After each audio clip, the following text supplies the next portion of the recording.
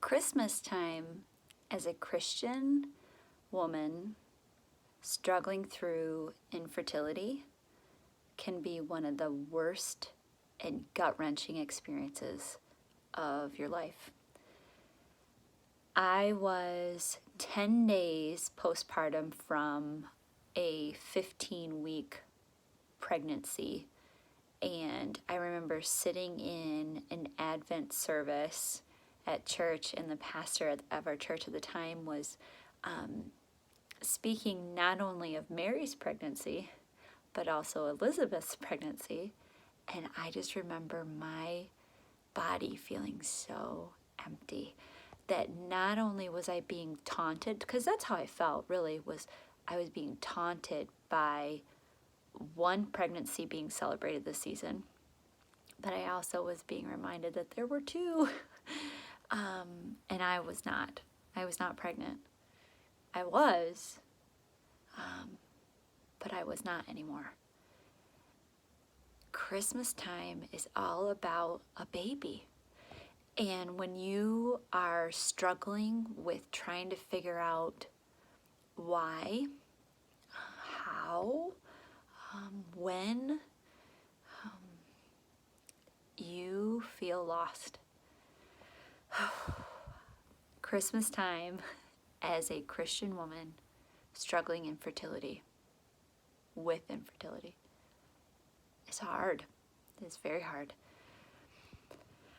I have had 8 pregnancies, 2 of which were to term, beautiful, no complications. My very first pregnancy was a blighted ovum and was blindsided by that. I had no idea. We had announced at Christmas that we were pregnant and then found out 2 weeks later that no, you're not. And I was not prepared for that blow. And then the next pregnancy was beautiful, awesome, so easy. And I was like, man, this is good. To where we had another pregnancy really quickly. And so my 2 older sons are 16 months apart. My heart was really happy and full. Our first oldest, obviously oldest, our son Cole was born December 15th. So he was 10 days before Christmas. And Mac, our second oldest, his birthday is April 21st. So right about Easter time. We really hit these really big holidays in the Christian church. And then came more heartache. So we knew, since I was home with our boys, that I was like, let's go, let's make this happen. Timing is fine. So we had a loss that December. And then we were instantly pregnant again, had no idea. Lost that baby in April. And then we took a break. We're just trying to figure things out. And then got pregnant again.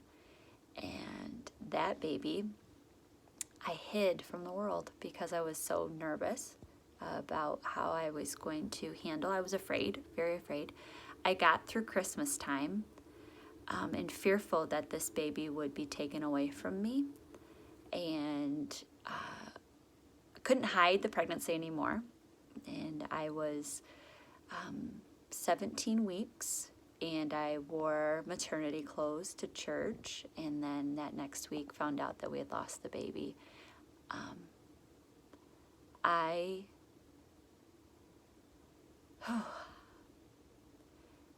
I have angel babies amongst my sons that I see grow here. I found out that I had a clotting disorder that was really making having more children very, very difficult, and even more so a gratitude towards my 2 older children and how miraculous they are, and how my body didn't get rid of them.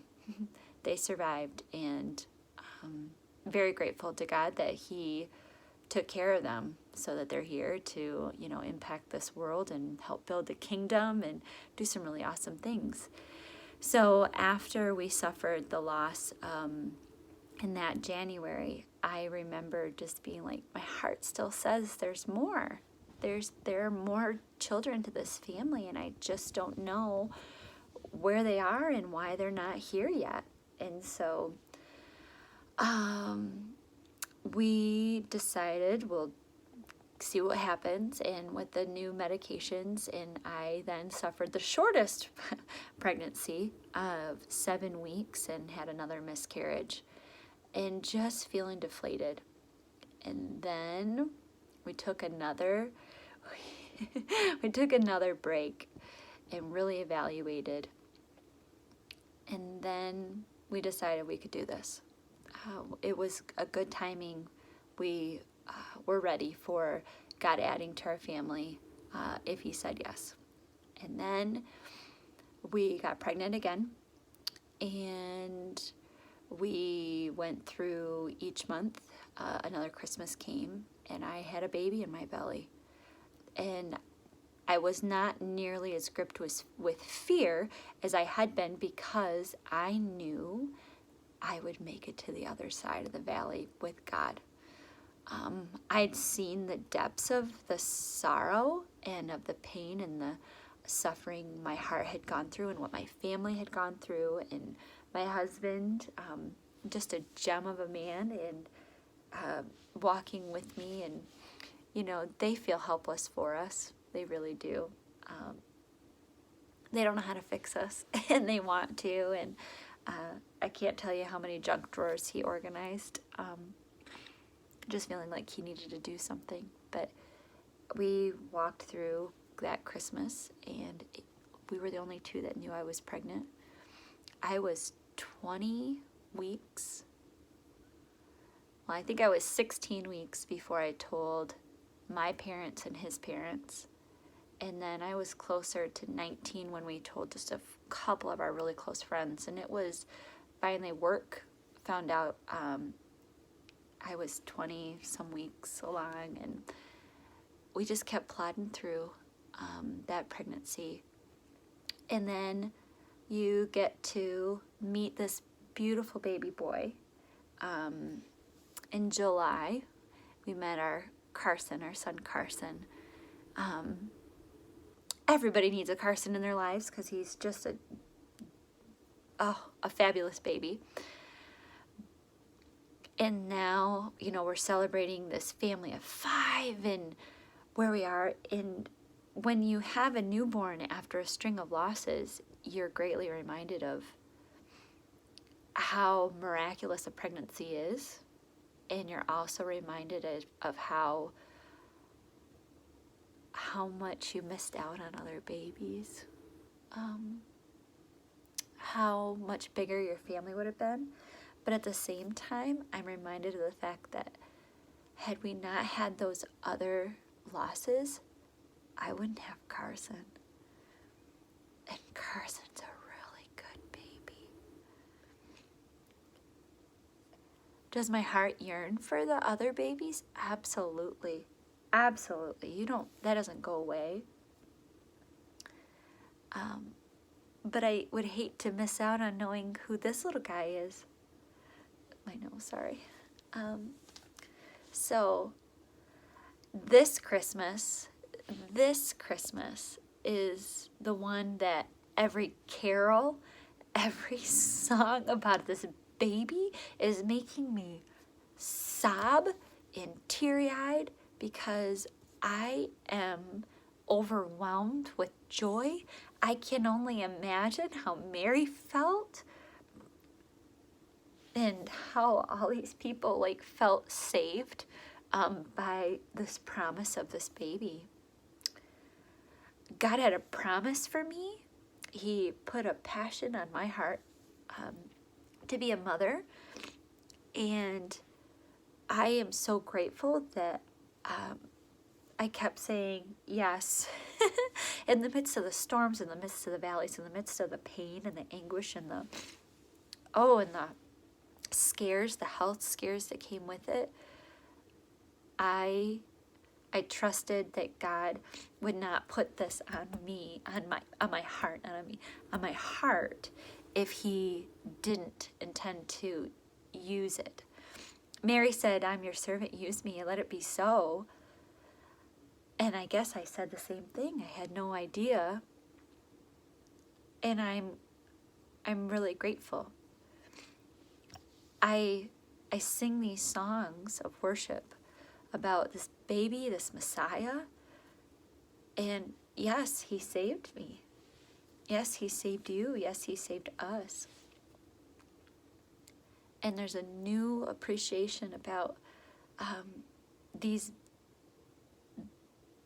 songs, and reminiscing about how I felt the longing.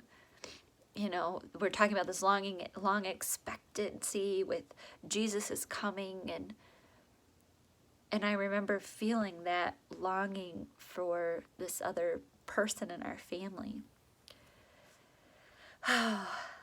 It's tough. My story is one that I don't play the victim card. That's not my MO. But I do recognize that my story is hard. It is hard. And I wouldn't wish it upon my worst enemy. In fact, during one of my pregnancies losses, my mom was like, I just want to take this from you. I'm like, Mom, I don't want to wish this upon my worst enemy, let alone my mother. Like, you can't take this. You can't take this pain, this sorrow, this anguish, and this frustration from me. So why do I make this? Why do I sit here and wonder and ponder at this time? Because I've been reminded of a goodness of that expectancy and how it comes, and the overwhelming joy that fills me and takes my breath away and stops me and pauses me in the season of Advent to reflect on hope, on joy, on peace, on love, and how good God is. In the midst of storms that I was in, God was wanting the authentic me, and I was angry, I was mad. I remember getting in the shower and just screaming words I never say, but just being mad and vulnerable and exposed and just saying things. And I knew God was basically saying those things with me. He was upset. He was frustrated. He was mourning too, because that's how good our God is that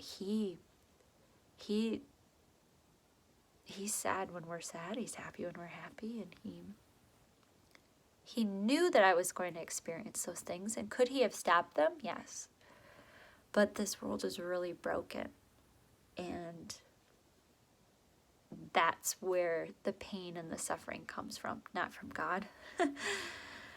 So I tell you this, if you're watching this, as a mother of angel babies or of a woman suffering infertility, going through this Christmas season when it's all about a baby.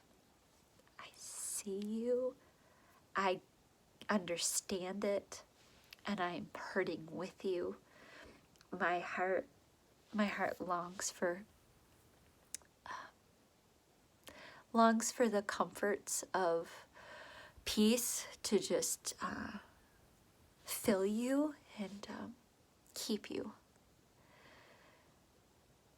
We don't talk about this pain. We don't talk about the heartaches, and I don't know why. Grief is isolating. If maybe it's not even a baby that's like keeping you from experiencing the joy of the season. I don't know, but if there's a longing on your heart, then it's hard to set that aside. I've rambled. I'm sorry. It just was all these things on my heart and in my head that I just need to get them out, and I don't even know who will see this, experience this, but I get it. Somebody out there gets it, and it will be okay. I don't know when or how or why, but we come out on the other side. I am praying for you. I'm praying for our angel babies, and I'm praying for our hearts. God's got this. We don't need to have it all together right now. It's okay to fake it to make it.